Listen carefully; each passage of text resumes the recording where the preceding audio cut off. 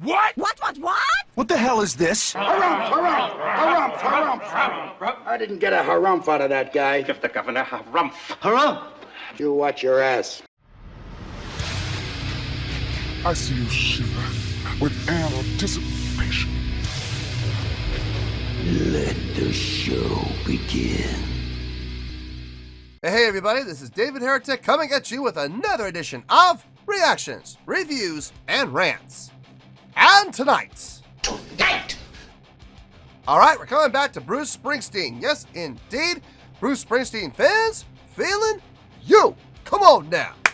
Here we go. This is a request from JFK. And this is actually one of JFK's 3 prioritized requests for the month of May for being a gold tier member on the Patreon page. So, here you go, JFK. Hope you enjoy the show. JFK wants to see me react to this song by Bruce Springsteen called Spirit in the Night. Now, have I heard the song before? No, I have not. To the best of my knowledge, this does not resonate with me in any way, shape, or form. However, there's always a possibility I may have heard the song in passing and I just don't realize it. So as always, if I start listening to the song and I suddenly go, I recognize this. I know I've heard this before. I'll let you know. That's the truth. You know me, I'm going to be honest with you guys. This was posted by just a Coldplay fan. Nani? Okay. And the video has 126,237 views. It'll get you there. Other than that, there's really nothing else left to say. Link to the original video will be down below in the video description for your viewing pleasure at your leisure.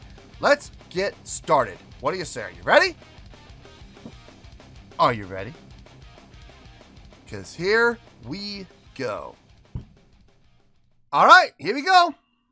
Bruce Springsteen, Spirit in the Night, live Pink Pop 2012 without fireworks. Is there one with fireworks? I don't know. Pro Shot. Is this really Pro Shot? Cool. All right, let's do this. All right, boy, let's do this.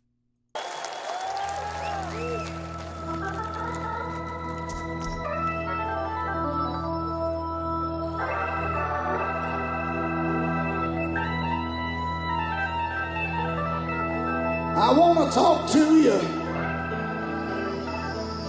and I want to know if you can hear me.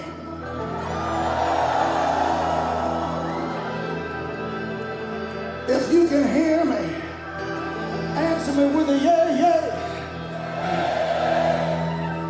Can you feel the spirit?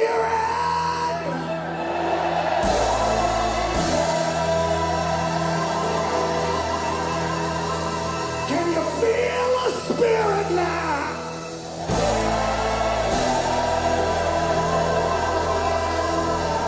These street bands come thousands of miles just to be here tonight.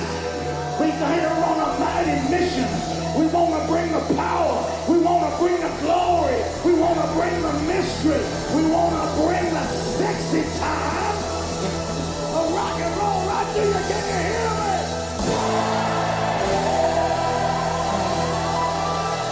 Can you feel the spirit?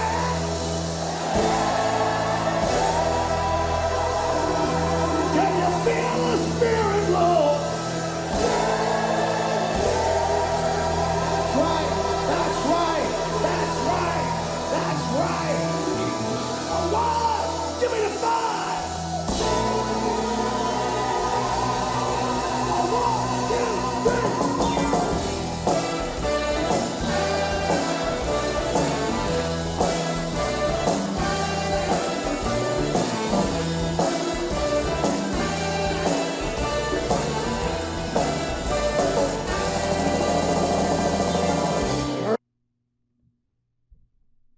Good intro. Really good intro. Kind of got that gospel feel going. Working the crowd up into a frenzy. Yeah. I'm sorry. Yeah. There we go. Sorry. My bad. Yeah, definitely working the crowd up into a frenzy. Giving the band, the chance to kind of grow and swell with the music as well. It's a good way to start. A good way to kick it off. Where in the show was this song? Was this the very first song of the set? I don't think so, but it could be. I mean, I could see it. I could see this being especially with an outdoor venue like this, where you don't have, you know, the ability to turn off lights and turn on lights, you know, in an effective way in total darkness. I could see something like this being done for the first song. Sure. Do I think it was? I don't think so. I think this is probably about, if I was to really guess, I would put this about 2/3 of the way into the set. Somewhere between 2/3 and 3/4 into the set. That's where I would place this if I was a betting man. Anyway, let's keep going here.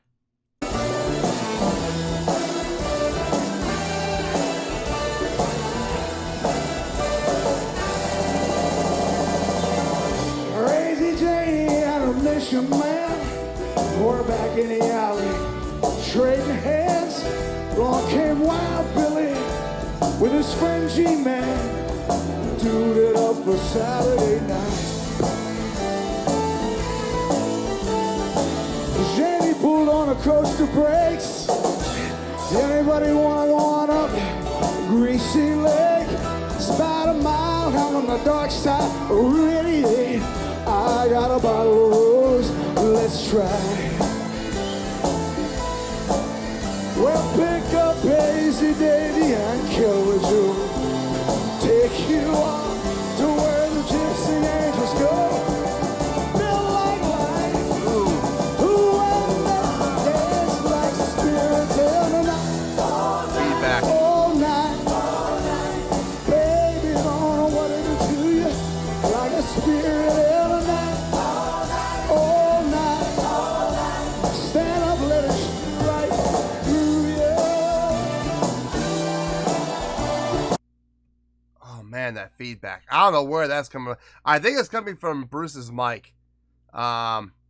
Being out in front like that, front of house. I don't think that was planned or rehearsed, and as a result, we're getting some feedback. It hurts. It really hurts. It's probably because of my in-ears. Speaking of in-ears, I don't see him wearing any. I've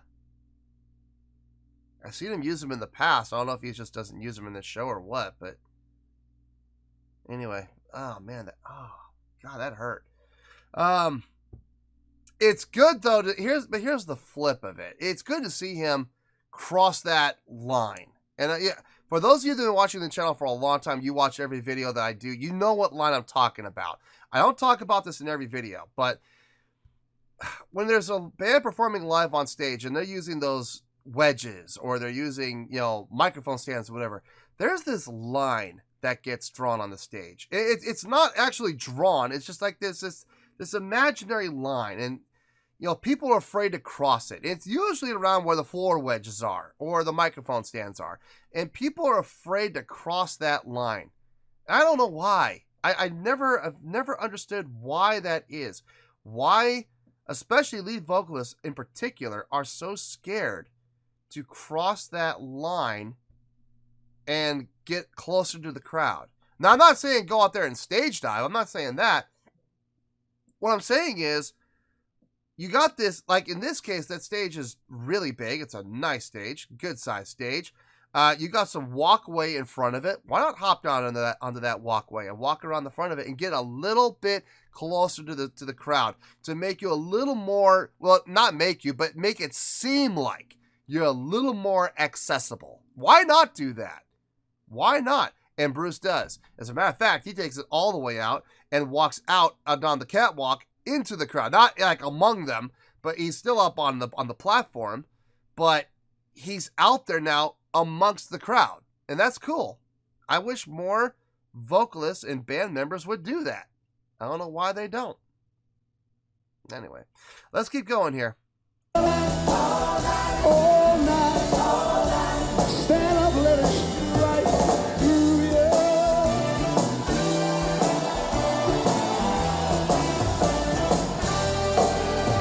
Well, Wild Billy was a crazy cat, and he shook some dust out of his coonskin cap. Quite trust some of this, or he'll show you where you're at least It'll help you really feel it.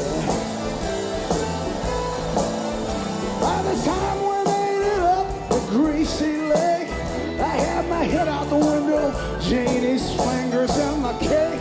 I think I really dug her. I was too loose to fake. I said I'm hers. She said, honey, let me kiss. We danced all night to a soul fairy band. She kissed me just right, like only an angel can. Felt just right. Together we moved like spirits in the night. All night. Baby, don't know what to do to you. Like a spirit in the night. All night. Stand up and let it shoot right through you.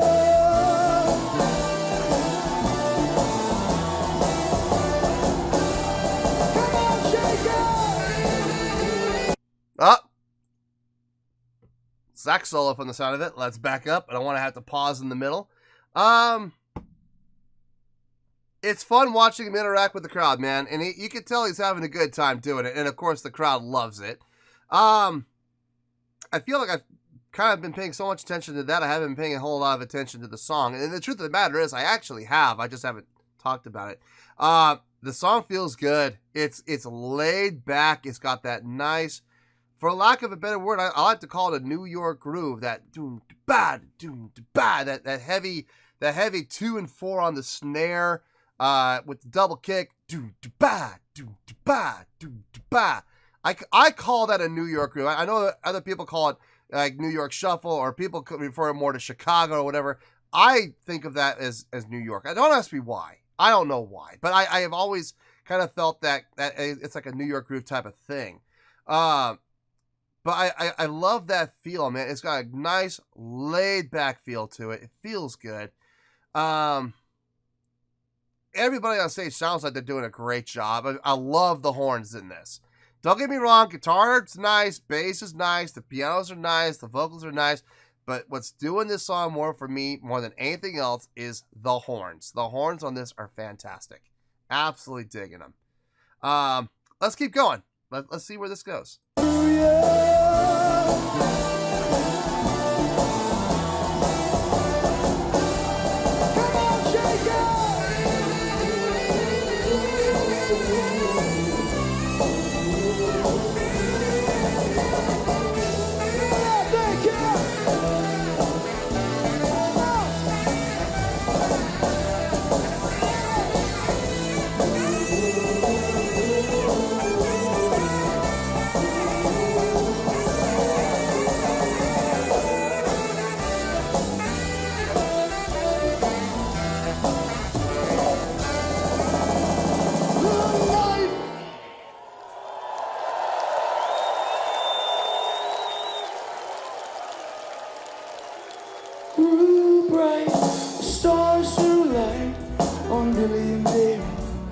Dancing in the moonlight, we were down near the water in a stone mud fight. Killer Joe gone past that on the lawn. Hazy Davidson, hey little brother. Woo. Wrong words. Janie said, Wrong words. Hey little brother. No. Yeah. Crazy Davy got really hurt. You're my man. You ran away in just his socks and a shirt. Me and Crazy Janie were making love in the dirt. Oh, there it goes. Our birthday song. Janie said, hey, little brother. Don't you think it's time that we go? Woo! That's fun. The whole thing is fun. I seriously doubt he actually forgot the words. I think he was just playing along. But then again, maybe he did. Look, as many times as you might play a song, as many times as you may have practiced a song, as many times as you may have performed that song over the years, decades, whatever the case may be, there's always going to be those times where you have that brain fart and you're like, crap, what are the words? It's happened to me. It has absolutely happened to me, and I've had to fake my way through it. Now, did that really happen here? Maybe it might have, but I'm leaning more toward he was just playing. He was just acting like he forgot and saw the opportunity to interact with a fan and make his day, you know. But then again, maybe he really did have a brain fart, and maybe he really did forget. You know, who knows? The only person who actually knows is Bruce. He's the only one. And I have a feeling he'll never tell. He'll never tell. He'll be like, well, whatever you think, that's right. So that was fun. And then watching him go into the crowd. You know how I feel about that. It's cool. It looks good. It's a great opportunity. And as long as everybody stays cool, and as long as everybody, you know, doesn't try to be a douche, you know, we can all have fun with it, you know. Unfortunately, in today's day and age, you know, all it takes is that one douchebag, you know, to grab the microphone, to make a name for himself. You know, hey, buddy, you know, he'll have his buddy with him like, Jay, come here, get your phone out, get ready to film me. I'm going to steal his mic. I'm going to become internet famous. And you're going to become internet famous, all right? You're going to make yourself look like one of the biggest D-bags in the world. So, hey, good for you, man. Look, life goals. Life goals, absolutely. Shoot for the stars, man. Make yourself internet famous. Do it. Wow, man, freaked out. Anyway.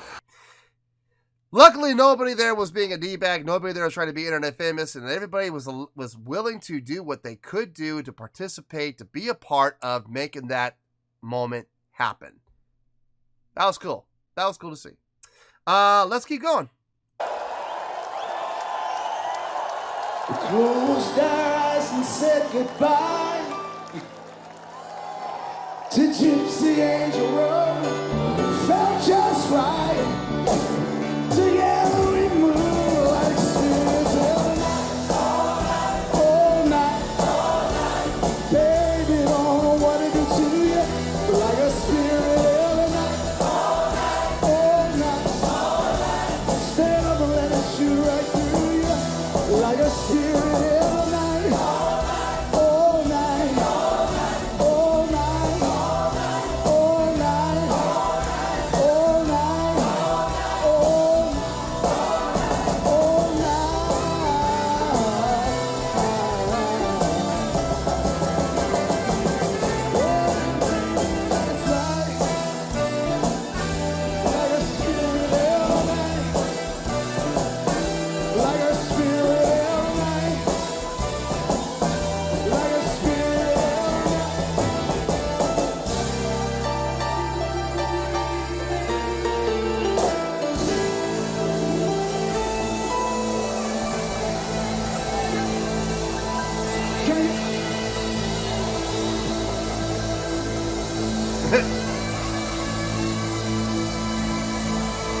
Can you feel a spirit? Can you feel a spirit?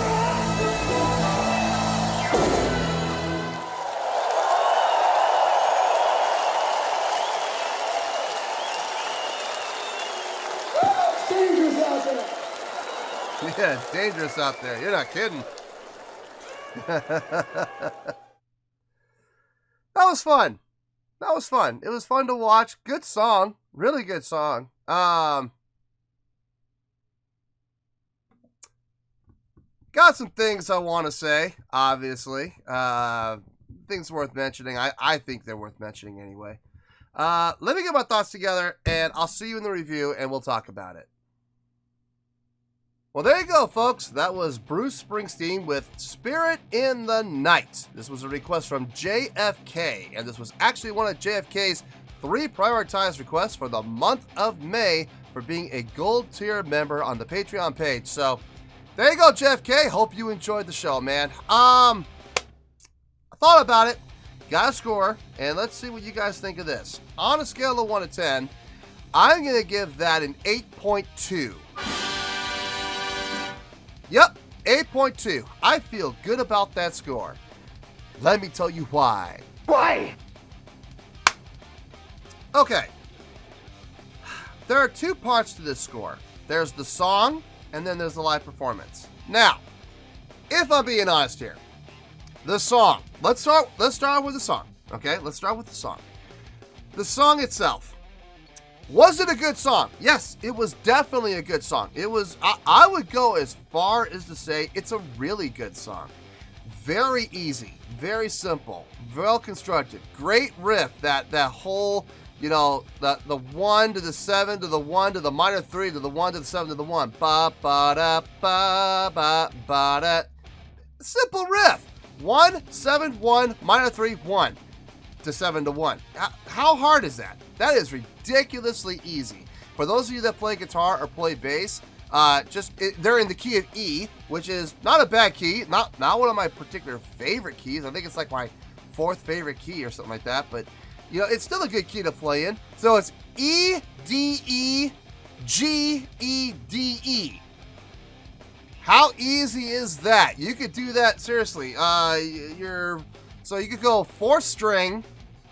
You could do this all on 4th string.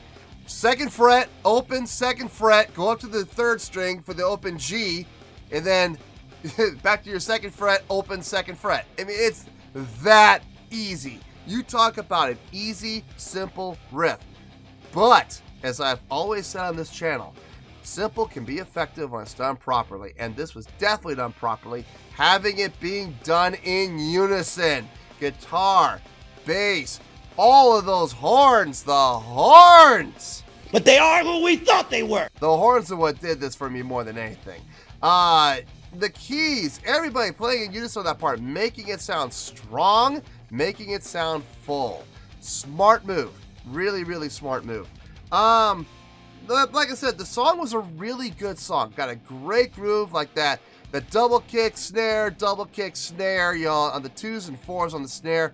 I call that the New York groove style. I love that. I really do. And I know a lot of people will say that's not New York. Well, that's how I equate it. So you can equate it however you want. I like calling it the New York style groove. So, it feels good, man. That laid back, casual feel, man. It just feels good.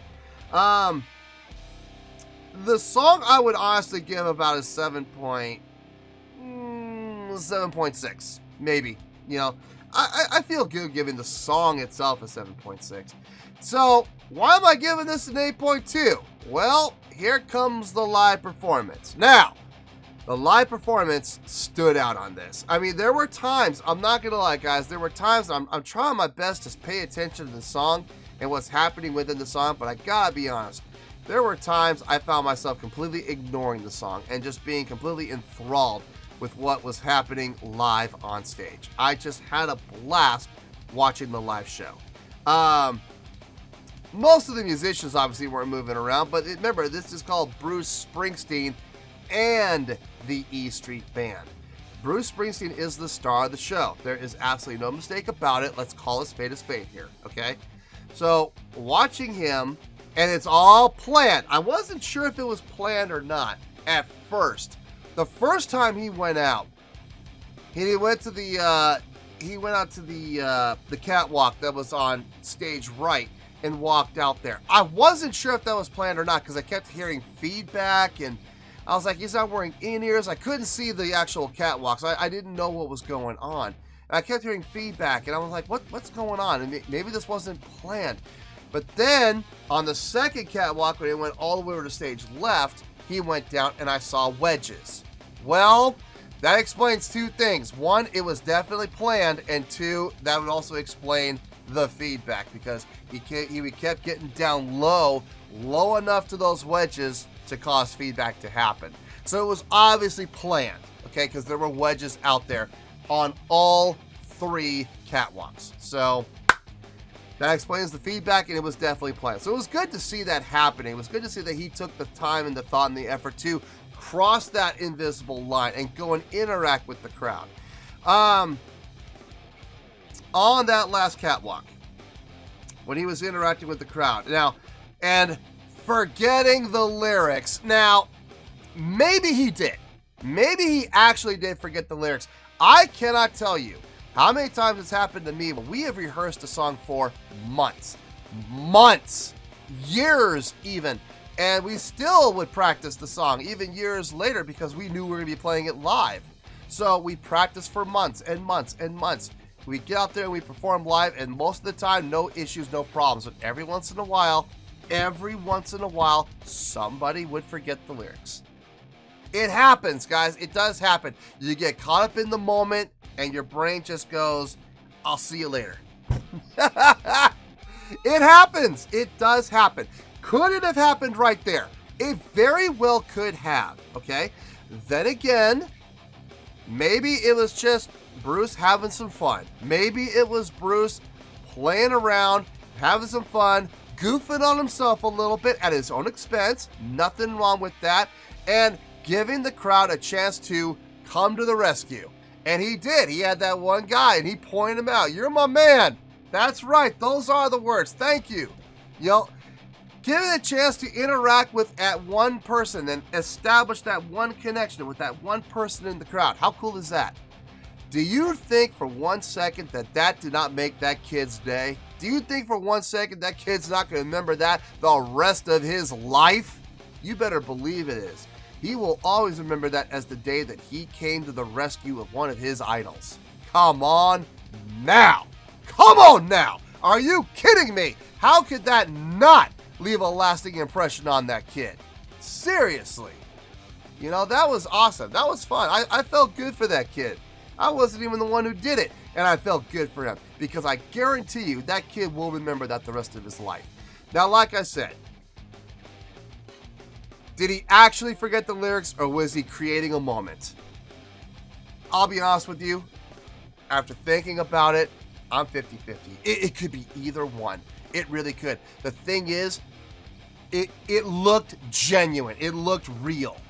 Now, that could be because it was real, or Bruce is just that good at selling. I don't know which one it is. I know he's good at selling. I know he is. I didn't know he was that good.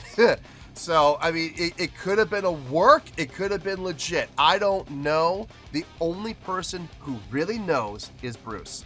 And I have a feeling he's not going to tell. He's going to let you draw your own conclusions and run with it. Because in the end of the day, does either one really hurt? No.